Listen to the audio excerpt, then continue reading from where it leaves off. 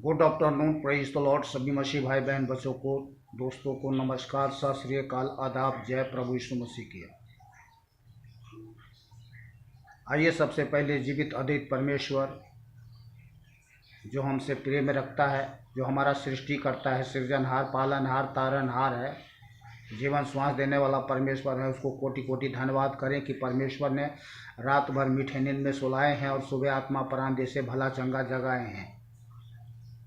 इसके लिए कोटि कोटि धन्यवाद करें।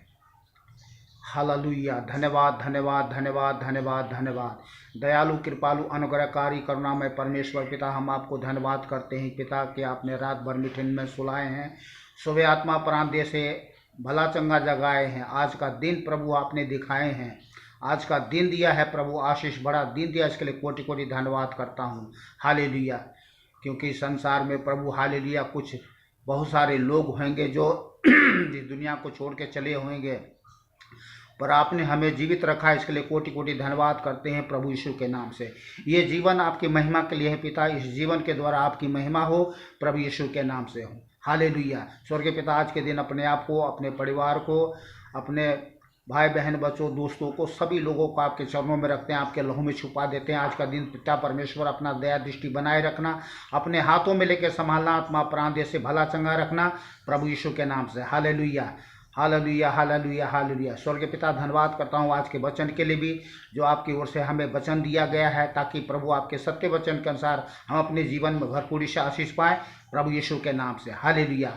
सारा आदर महिमा आपको देते हैं। छोटी सी प्रार्थना विनती हमारे उद्धारकर्ता एकमात्र जीवित और अद्वैत परमेश्वर प्रभु मसीह यीशु के अति पवित्र सामर्थी नाम से मांग लेते हैं, आमीन। बोलिए आमीन। आमीन मिस होता है तथास्तु, अर्थात ऐसा ही हो। आज मैं आपको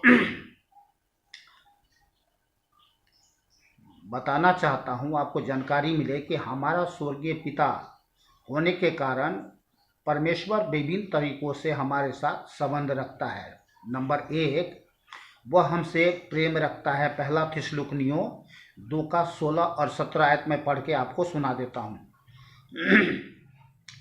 हमारा प्रभु मसीह यीशु आप ही और हमारा पिता परमेश्वर जिसने हमसे प्रेम रखा और अनुग्रह, नंबर 1, दूसरा अनंत शांति और तीसरा उत्तम आशा दी है, तुम्हारे मनों में शांति दे और तुम्हें हर एक अच्छे काम और वचन में दृढ़ करे। आमीन। ये हमारे लिए प्रार्थना भी है और हमारे तरफ से एक दूसरे भाई बहन बच्चों दोस्तों के लिए प्रार्थना है। आमीन। यूहन्ना 16 अध्याय 27 और 28 आयत में पढ़ रहा हूँ, ध्यान से सुनिएगा। क्योंकि पिता तो आप ही तुमसे प्रेम रखता है कि नहीं रखता? हाँ, रखता है, इसलिए कि तुमने मुझसे प्रेम रखा है। क्योंकि पिता तो आप ही तुमसे प्रेम रखता है, इसलिए कि तुमने मुझसे प्रेम रखा है और यह भी विश्वास किया है कि मैं पिता की ओर से आया।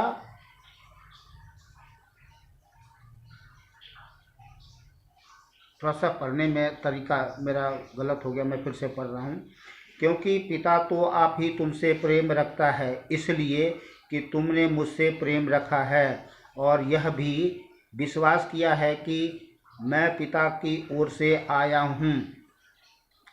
मैं पिता की ओर से जगत में आया हूँ, मैं फिर जगत को छोड़कर पिता के पास जाता हूँ, प्रभु मसीह यीशु ने कहा।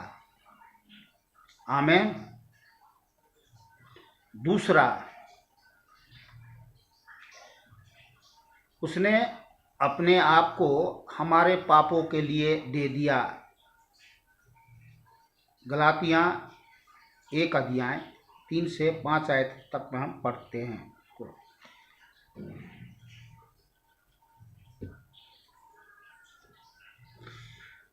परमेश्वर पिता और हमारे प्रभु यीशु मसीह की ओर से तुम्हें अनुग्रह और शांति मिलती रहे। उसी ने अपने आप को हमारे पापों के लिए दे दिया, ये महान बात है, ताकि हमारे परमेश्वर और पिता की इच्छा के अनुसार हमें इस वर्तमान बुरे संसार से छुड़ाए। उसकी स्तुति और बड़ाई युगानुयुग होती रहे। बोलिए आमीन। तीसरा, वह हमारा सुधार और ताड़ना करता है। इब्रानियां 12 अध्याय 5 से 11 आयत तक।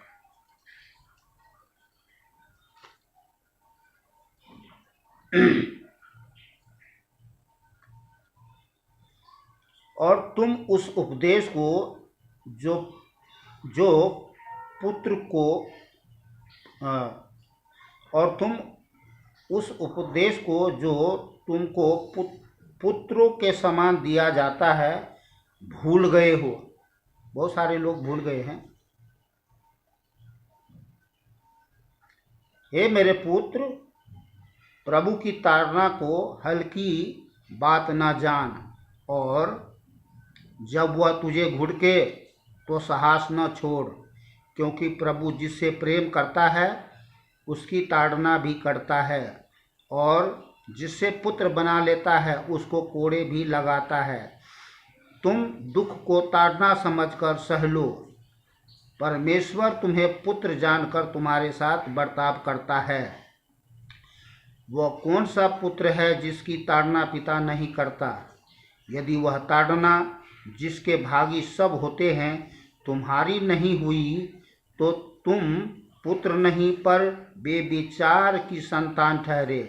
फिर जबकि हमारे शारीरिक पिता भी हमारी ताड़ना किया करते थे और हमने उनका आदर किया, तो क्या आत्माओं के पिता के और भी अधीन न रहे, जिससे हम जीवित रहे?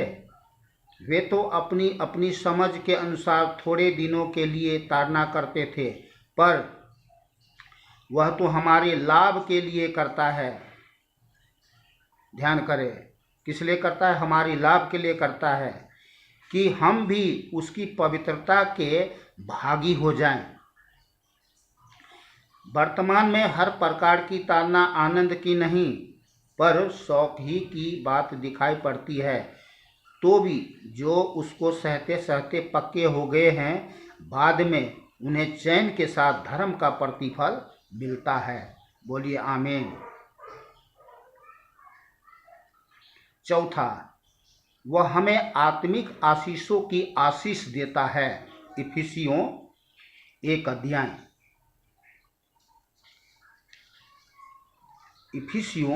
अध्याय 3 आयत को पढ़ रहा हूं, ध्यान से सुने।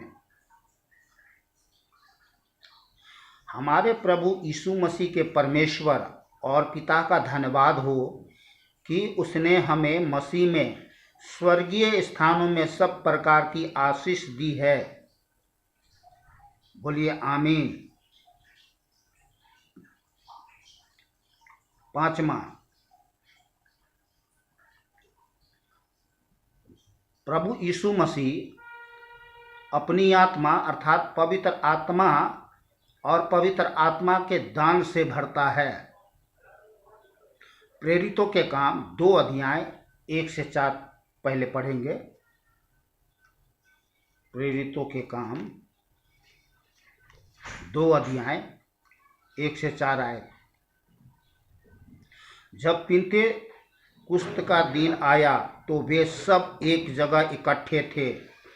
एकाएक आकाश से बड़ी आंधी की सी सनसनाहट का शब्द हुआ, और उससे सारा घर जहाँ वे बैठे थे गूंज गया, और उन्हें आग की सी जीभें फटती हुई दिखाई दी, और उनमें से हर एक पर आ ठहरी।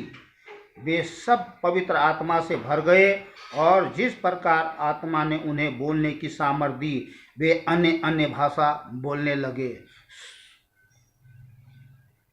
आमीन।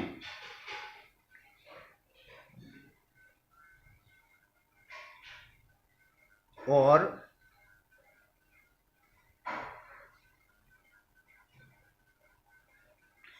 प्रेरितों के काम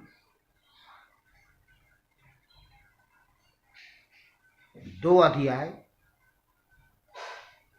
33 आयत को पढ़ते हैं पहले, फिर 37-38 को भी पढ़ेंगे। इस प्रकार परमेश्वर के दाहिने हाथ में सर्वोच्च पद पाकर और पिता से वह पवित्र आत्मा प्राप्त करके जिसकी प्रतिज्ञा की गई थी, उसने यह उड़ेल दिया जो तुम देखते और सुनते हो। आमीन। और 37 और 38, तब सुनने वालों के हृदय छिद गए और वे पतरस और शेष प्रेरितों से पूछने लगे, हे भाइयों, हम क्या करें? पतरस ने उनसे कहा, मन फिराओ और तुम में से हर एक अपने अपने पापों की क्षमा के लिए प्रभु यीशु मसीह के नाम से बपतिस्मा लो, तो तुम पवित्र आत्मा का दान पाओगे। बपतिस्मा लो, बपतिस्मा अर्थ होता है अपने आप को जीते अद्वित परमेश्वर के शुद्ध विवेक से समर्पित कर दो। आमीन।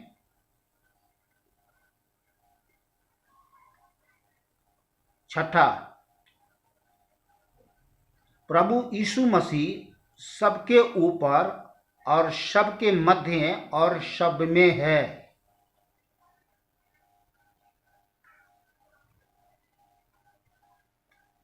इस बात से आपका दिमाग खुल जाना चाहिए कि सबके ऊपर और सब में है, तो इसका मतलब है कि आप में भी है। तो फिर आप क्यों प्रभु यीशु मसीह से दूर हैं? पहले बताएं। जब आपके अंदर प्रभु यीशु मसीह है, जीवित परमेश्वर यीशु है जिसने आपको जीवन श्वास दिया है, तो फिर क्यों आप अपना दिल दिमाग को इधर उधर घुमा रहे हो और झूठे कर्म क्रियाकलाप और बहुत से सारे ऐसे काम है जिसको हमें सोचना भी नहीं चाहिए, सोचते हो, करते हो, अर्थात सही शब्दों में कहा जाए तो महापाप करते हुए जीवन जीते हो सकता है कि आपके दृष्टि में महान बात हो, लेकिन परमेश्वर के दृष्टि में तो घिरनी ठहरती है। मैं उन लोगों से कहना चाहता हूं जो इस संसार में उस जीवित अद्वित परमेश्वर से अभी भी अपना दिल दिमाग को अलग किए हुआ है, जबकि स्वयं परमेश्वर यहाँ पर कह रहे हैं कि वो सबके ऊपर और सब में है। तो जब यीशु ही परमेश्वर है और यीशु ही सब में है, तब इस बात पे हमें कितना ध्यान देना चाहिए और जान लेना चाहिए और मान लेना चाहिए कि हाँ प्रभु आप ही है हमारा प्रभु। भटक गया था, सच में भटका हुआ आदमी है, मनुष्य भटके हुए हैं, और भटके हुओं को जैसा हम लोग गीत गाते हैं,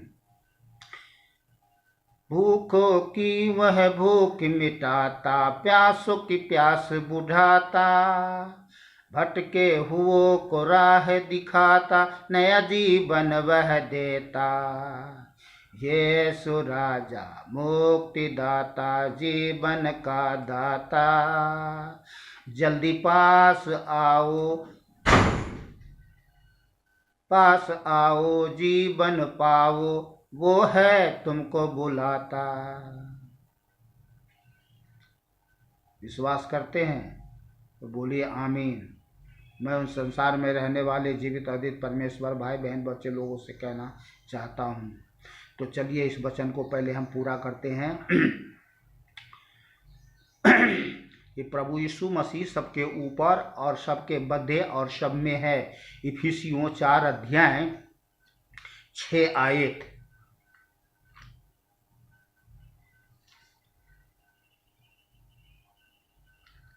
इफिसियों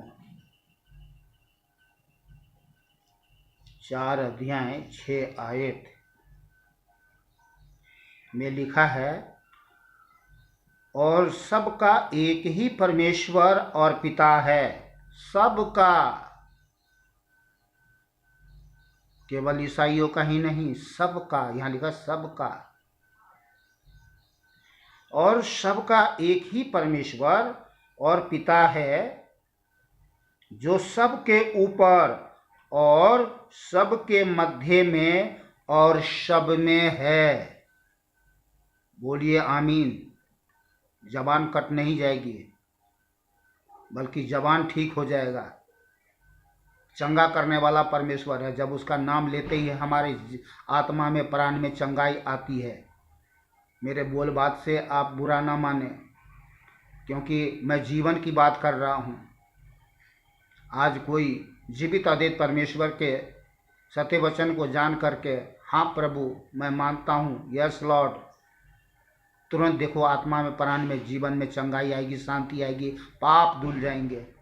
महापाप आपने काला किया, पीला किया, नीला किया, कुछ भी किया, जहाँ कुछ भी जैसा भी महापाप किया वो सब धुल जाएंगे। वो हमारे पापों को ही धोने के लिए आया है। हम पापियों का उद्धार करने ही आया है। वो इतना दयालु है, कृपालु है, करुणामय परमेश्वर है। मैंने किसी एक